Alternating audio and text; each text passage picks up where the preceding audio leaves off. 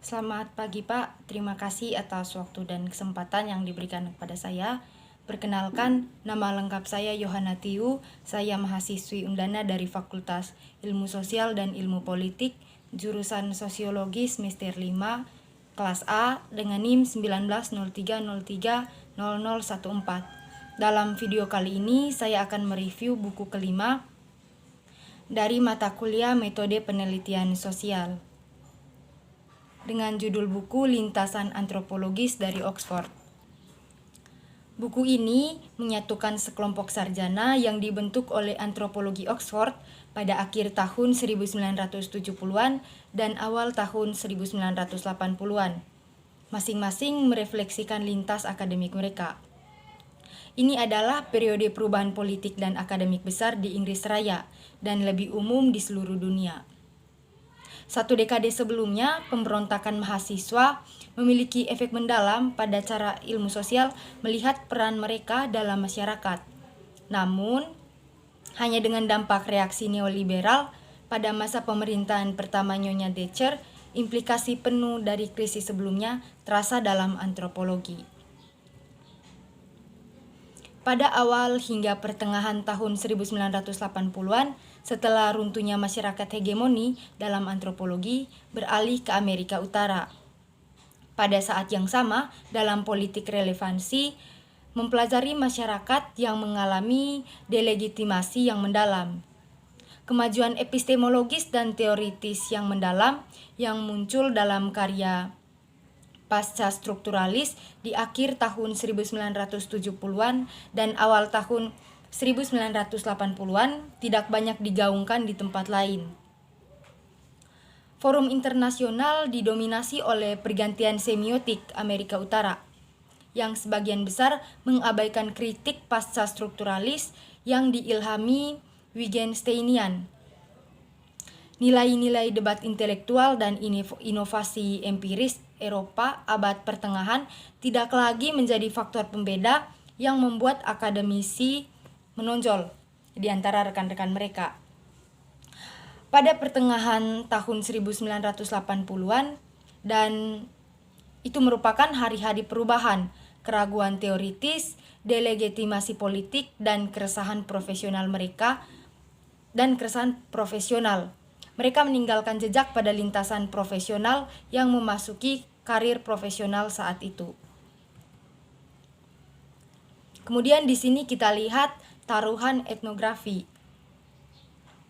Taruhan yang diambil dalam buku ini adalah meminta orang untuk menulis tentang lintasan antropologis mereka sebagai etnografi dengan harapan bahwa apa yang mereka hasilkan akan memberi pembaca entry unik ke dalam kontur sejarah pengalaman profesional sebuah kelompok.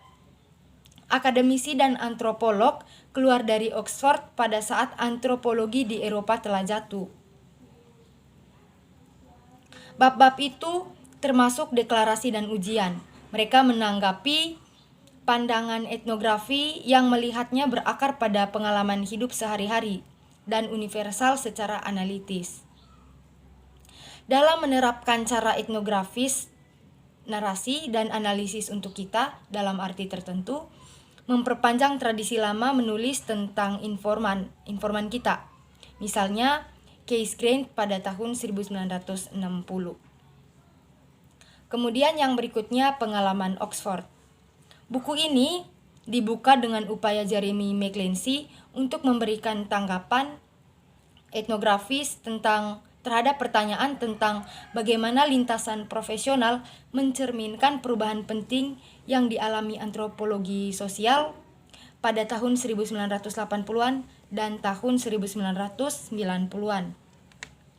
Dia membandingkan dua kelompok mahasiswa pasca sarjana dengan siapa dia berhubungan di Institut Antropologi Sosial pada tahun 1976 dan tahun 1988 dan mengungkapkan materi baru mengenai proses yang menyebabkan masalah kelembagaan yang terjadi antara dua tahun tersebut.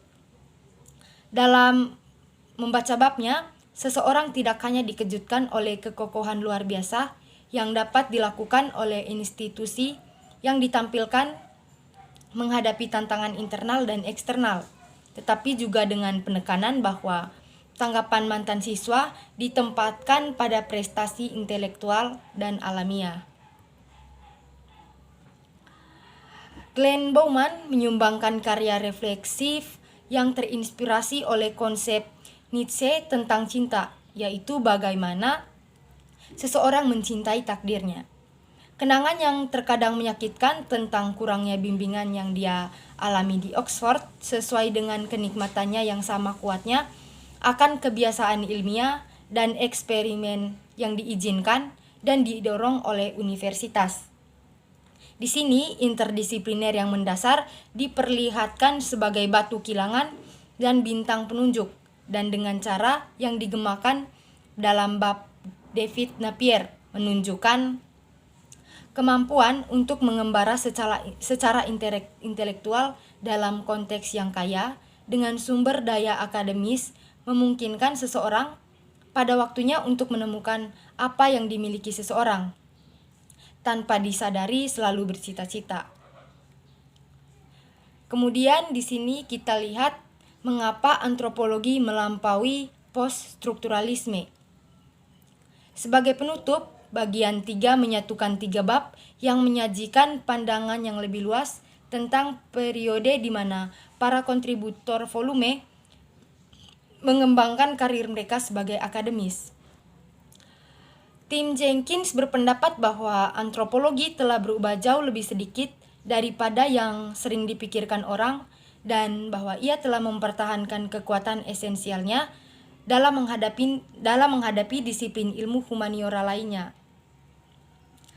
Dia memberi kita penjelasan yang jelas tentang lintasan pemikiran gurunya Edwin Ardener yang mengidentifikasi cara di mana versi awal strukturalisme yang terakhir perlahan-lahan pindah ke sikap post-strukturalisme yang terus menjadi landasan berharga untuk cara di mana kita mempertahankan bukti etnografi kita hari ini.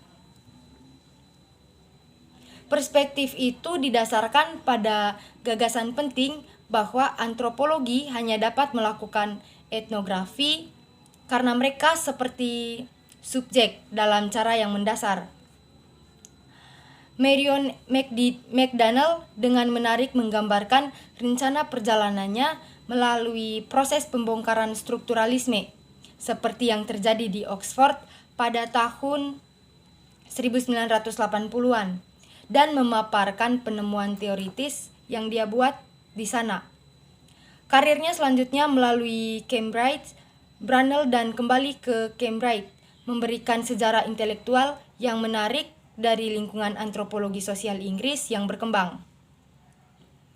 Melalui pengalaman kerja lapangannya di lembaga-lembaga Uni Eropa, McDonnell diteguhkan dalam komitmennya terhadap perpaduan antara etnografi dan analisis antropologis yang canggih secara epistemologis. Kemudian yang berikutnya prospografi antropologi Oxford dari tahun 1976. Manfaat statistik jelas, khususnya mudahnya menghasilkan banyak informasi yang siap untuk dianalisis. Data yang dihasilkan tampak tepat, akurat, dan dikategorikan produktif untuk perbandingan. Bagi mereka yang cenderung kuantitatif, angka-angka tampaknya kurang terbuka untuk interpretasi idiosinkratik dibandingkan dengan apa yang oleh seseorang pengulas Dewan Riset Ekonomi dan Sosial dari proposal digolongkan sebagai etnografi impresionistik namun berpikiran kasar. Namun demikian, sejarawan antropologi Inggris sangat menyadari bahwa statistik dapat digunakan untuk menceritakan banyak kisah. Para peneliti kualitatif tidak memiliki monopoli atas pemikiran Wall. Jika ini bukan proklamasi Marx dan Engels tentang semua yang padat meleleh ke udara, setidaknya ini adalah pengingat bahwa yang tampaknya padat mungkin memberikan pembelian yang kurang aman daripada yang terlihat pertama kali. Demikian hasil review buku kelima dari mata kuliah Metode Penelitian Sosial. Sekian dan terima kasih.